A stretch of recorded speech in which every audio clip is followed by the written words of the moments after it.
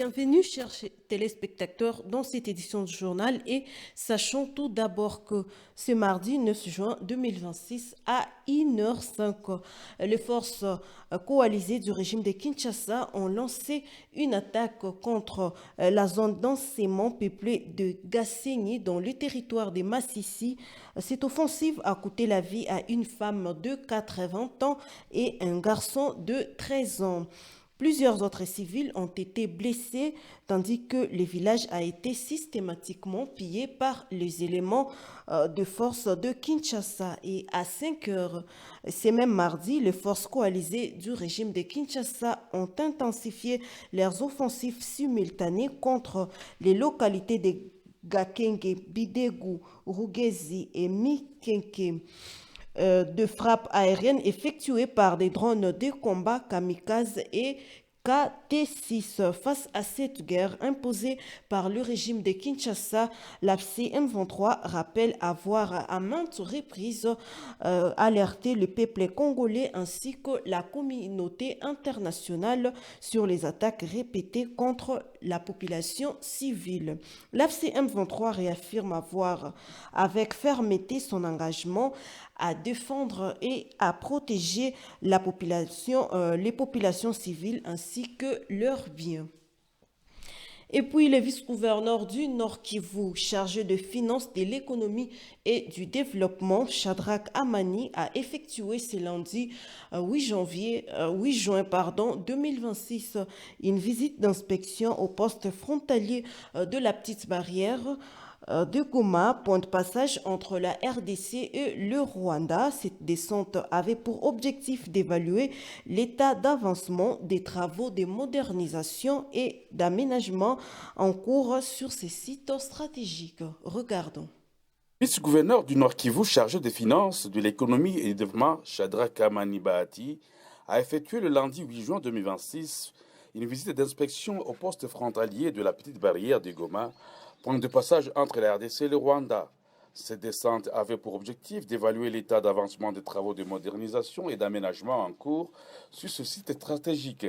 Accompagné des ingénieurs responsables du projet et du maire de Goma, Désiré Ngabo Kisuba, l'autorité provinciale a parcouru les différentes infrastructures en construction afin de s'assurer du respect des normes techniques et du calendrier d'exécution. À l'issue de cette visite, Shadrach Amani Bahati s'est déclaré satisfait des progrès déjà réalisés sur le terrain. Il a même salué la qualité des ouvrages déjà exécutés et a encouragé les équipes techniques à poursuivre leurs efforts afin de garantir la réussite de ce projet. Nous devons signaler que les travaux prévoient notamment la construction des bâtiments modernes destinés aux services douaniers, migratoires, financiers, ainsi qu'aux autres structures de contrôle opérant à la frontière.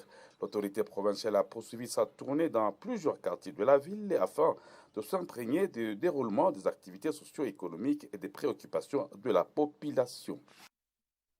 Et une délégation de l'AFC M23 conduite par le secrétaire permanent Benjamin Mbonipa a effectué ce lundi 8 juin 2026 une visite de la direction de la Régie des eaux au Sud Kivu. La visite visait à évaluer les fonctionnements, les innovations et les difficultés et les projets en cours afin de garantir l'accès à l'eau potable dans toute la ville de Bukavu. C'est le reportage de la cellule de communication du gouvernorat du Sud Kivu.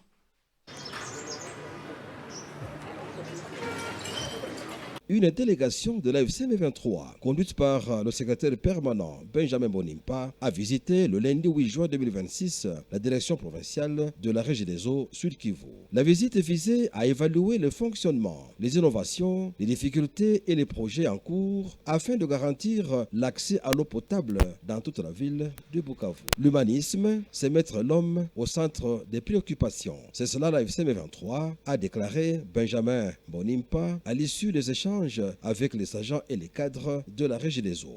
Donc vous êtes le vecteur de production des recettes. Une partie, ça rentre pour votre prise en charge, maintenant que vous ne dépendez plus de Kinshasa.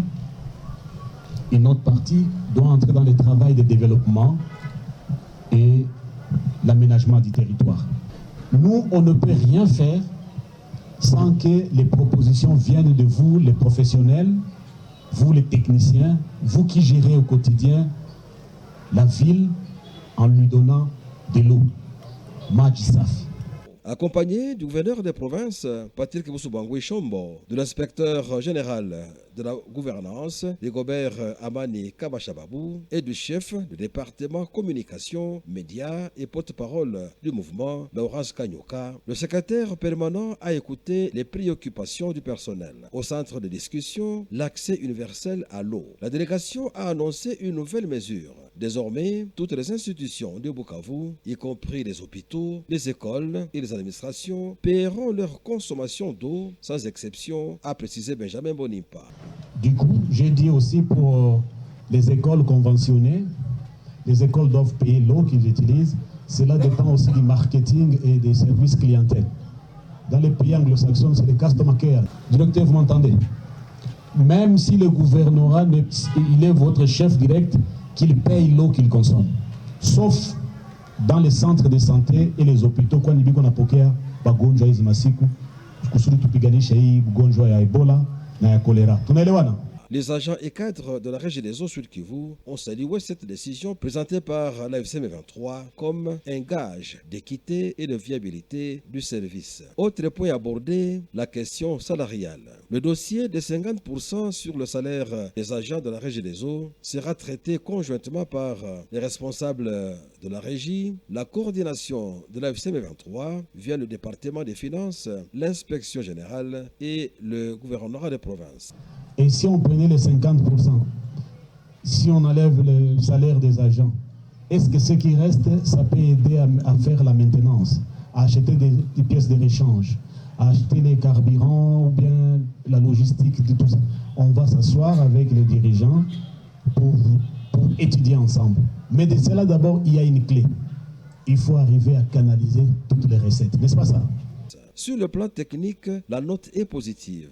La délégation a quitté la direction provinciale de la Régie des eaux avec une impression de satisfaction. Les cadres et les agents ont pu s'exprimer librement et ont affirmé que sur le plan technique, tout va bien. Sur le plan technique, mie ndaweza sema kama Bukavu hatuna problème.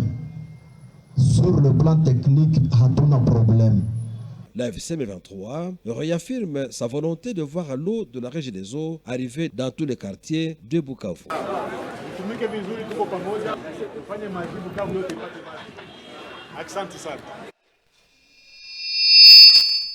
Et puis la haute hiérarchie de l'Alliance Fleuve Congo M23 s'est dite satisfaite ce samedi 6 juin 2026 à Bukavu du travail des mobilisations menées au Sud Kivu. Plus de 7000 jeunes ont été recrutés volontairement par l'armée révolutionnaire congolaise, selon le rapport représenté par la coordination provinciale du département de mobilisation, recrutement et implantation. Le reportage de la cellule de communication du gouvernorat du Sud Kivu.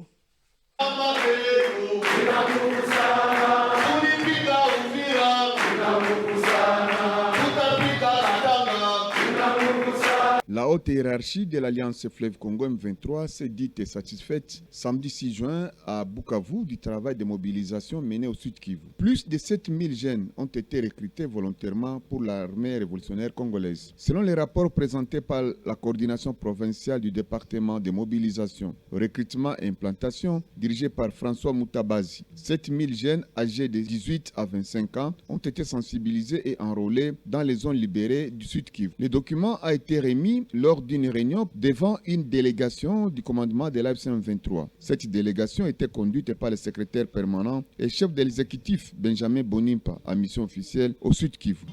Bukavu a produit une affaire de 7200 militaires dans notre armée. Ils sont en train de servir partout, à Minembwe. Donc vous voyez que nous sommes les mêmes, nous sommes vos frères. Ne pensez pas que nous sommes une menace pour vous, pour dire qu'il y a des menaces de mort, non. Dialoguer. Ayez des dispositions ouvertes pour échanger avec nos militaires. Accompagné de l'inspecteur général de la gouvernance, Rigobert Amani Kabasha, et du colonel Justin, commandant des brigades de l'armée révolutionnaire congolaise, Benjamin Bonimpa a écouté les cadres et bénévoles du mouvement. Ils ont exposé les difficultés rencontrées lors des opérations de terrain et proposé des pistes pour tripler les effectifs de l'ARC. Le chef de la délégation a garanti que des changements interviendraient et a promis de remonter ses préoccupations à la haute hiérarchie du mouvement. La rencontre s'est tenue dans la salle auditorium des femmes à la Botte, commune d'Ibanda. Elle a réuni les maires de Bukavu, Nicolas Kalangalilo Mlondani, son adjointe Céline Nyota Luanja, ainsi que plusieurs autres mandataires. Et le prix de la pomme de terre a été fixé à 1250 francs congolais le kilo après un compromis entre le maire Désiré Ngabo Kisuba et l'administrateur du territoire de Massissi, Emmanuel Dizeye, et les acteurs de la filière pomme de terre. Le reportage de la mairie rendu par Aimé Kikanzi. Accompagné de l'administrateur du territoire de Massissi, Emmanuel Dizier, le producteur de pommes de terre, ont été reçus ce lundi 8 juin à la mairie de Goma par les maires de la ville, Désiré Ngabo Kisuba. En présence des fournisseurs détaillants de pommes de terre, les cultivateurs ont exposé les difficultés auxquelles ils sont confrontés, notamment la hausse du coût des engrais ainsi que les différentes charges liées à la production et à la commercialisation de leurs récoltes. Estimant que ces contraintes ne leur permettent plus de respecter les prix fixés précédemment, ils ont plaidé pour une révision du tarif. À l'issue des échanges réunissant autorités, cultivateurs, fournisseurs et commerçants, un consensus a été trouvé afin de fixer un nouveau prix de 1250 francs le kilogramme, prenant en compte à la fois les réalités des producteurs et les intérêts des consommateurs. Ilikuwa ugumu kuona raia inaendelea kuteseka, kilo ya virai ambayo ilikuwa ku 1000 francs iweze kuwa ku 1500 francs. Ndio tukasema nono waweze kushusha kwanza mpaka ku 1000 francs. Leta tuweze kujua kipi kiliacha wanapandisha bei ya virai. Lakini tumeweza kuwasikiliza kamarade ate wa Masisi, ameweza kuwa na delegation kubwa ya walimaji na wafurniseri wa virai. Tumesikiliza usi shida ambazo nao wako nazo, lakini tumesema kama hiyo 1500 francs ya mingi, na tumeweza sikilizana ile 500 francs ambao waliongeza yulu. Tunasema no, tuweze kudabula basi mara pili hivi, prix ya virai inakuwa 1250 francs, 2 kilo 2500 francs. L'État qui tuko naangalia namna gani tutaweza tena kuishusha. L'administrateur du territoire de Massissi salue une démarche de concertation au bénéfice des producteurs et des consommateurs. Kazi ambayo tunafanya, kazi ambayo tulitumwa na uongozi wa chama ni kutumikia raia. Lakini nikaona vizuri nifike hapa kwenye ofisi yake na wale walimaji wadogo, tuongee na tutafutie suluhisho kusudi mkulima wetu na konsomateri kusikue mmoja ambaye anaweza sema kuwa analariwa. Le représentant de cultivateur a de son côté exprimé sa satisfaction. Ametuambia kama machozi yetu aisha isikia, hatu ya Goma nao ba dernier consommateur ya virai wasiteseke. Asema virai, kilo ya virai inapasha kuwa ku 1250 kilo ku 2500. En tout cas, tunashukuru sana wakuu wa viongozi. La représentante des fournisseurs de pommes de terre a salué l'initiative des autorités qui a permis de rapprocher les différentes acteurs de la filière. Vraiment nasikia raha, napigia aksanti leo nacheka, napigia aksanti meya wa muji, napigia aksanti administrateur wa territoire ya Masisi. Vraiment kukotezo tembili mie minona ni raha. Au terme de la réunion, autorités, producteurs et fournisseurs se sont accordés sur des mesures visant à préserver les intérêts de la population et à garantir l'approvisionnement du marché en pommes de terre dans la ville de Goma. Et c'est par cet élément de la mairie que ce journal s'achève. Chers téléspectateurs, merci de votre aimable attention et à la prochaine.